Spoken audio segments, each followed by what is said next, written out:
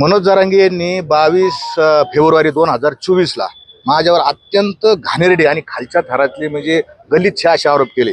काय केलं? पहिला आरोप त्यांनी केला माझ्या याच्यावर कॅरेक्टरवर की हा मुळात हा फडणवीसचा माणूस आहे, म्हणजे बारसकर हा फडणवीसांचा माणूस आहे आणि त्यांनी शिंदे साहेब किंवा फडणवीस साहेब त्यांच्याकडून 40 लाख रुपये घेतले जरांगेवर आरोप करण्यासाठी. हा पहिला आरोप केला. दुसरा त्यांनी माझ्यावर आरोप केला की हा महाराज आहे यांनी 300 कोटी रुपयाची संपत्ती गोळा केली वर्गणी गोळा करून.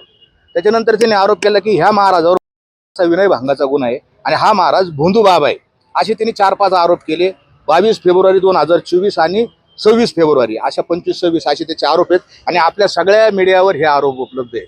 आणि हे त्यांनी केलेले आरोप अत्यंत खोटारडे आहेत, त्याला कुठलाही आधार नाही. माझ्यावर एकही सिंगल गुन्हा दाखल नाही आणि म्हणून मी पोलीस अधीक्षकांकडे त्यावेळेस कंप्लेंट दाखल केली. त्यांनी काही कंप्लेंट घेतली नाही म्हणून मी न्यायालयामध्ये गेलो. त्याच्यावर 19 सप्टेंबर 2024ला मी खाजगी फिर्याद दाखल केली. भारतीय न्याय संहितेचं कलम 351, 52, 53 आणि 356 या सगळ्या कलमानुसार तिने केली. 1 वर्षभर जरांगे पोलिसांना सापडत नव्हती. बघा काय चमत्कार आहे काय माहित नाही, पण सापडत नव्हती. शेवटी माननीय कोर्टाने त्यांना स्पीड पोस्टाने नोटीस पाठवली. त्याला नोटीस सर्व झाली, नोटीस मिळाली आणि आज त्याची तारीख आहे 10 फेब्रुवारी. आता मी जरांगेंची वाट पाहतो, कारण 5 तारखेला जरांगे असं म्हणले होते जालना पोलीस स्टेशनच्या बाहेर आरोप करताना पुरावे पाहिजे, आरोप सिद्ध केले पाहिजे आणि नुसते असे हवेत आरोप नाही. माझी जरांगेंना या ठिकाणी तुमच्या माध्यमातून आव्हान आहे की तुम्ही कोर्टात यायचं आणि मी 40 लाख रुपये घेतले ना शिंदे साहेबांकडून, फडणवीस साहेबांकडून, हे सिद्ध करून द्यायचं. कोणत्या नोटा घेतल्या, काय घेतल्या, पुढे 300 कोटी रुपयाची इस्टेट गोळा केली, हे सगळं सिद्ध करून द्यायचं. माझ्यावर जर विनयभंगाचा गुन्हा आहे ना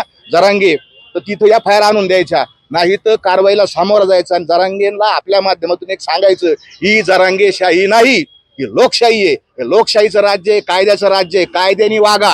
आणि जरांगे माझ्या मते आता अजून तर काय आलेले नाहीत कोर्टात, येण्याची शक्यता आहे मला वाटत नाही. हे फक्त मीडिया समोरचे डॉन येतं, मीडिया समोरचे बादशाह आहेत. फक्त इथं तोंडमारी करायची आणि ज्यावेळेस कोर्टात काय होतं त्यावेळेस पळून जायचं. जरांगे तुम्हाला हे आरोप केलेले हे तुम्हाला सिद्ध करावे लागतील, तरच तुम्ही खरे 96 कोळी क्षत्रिय मराठा.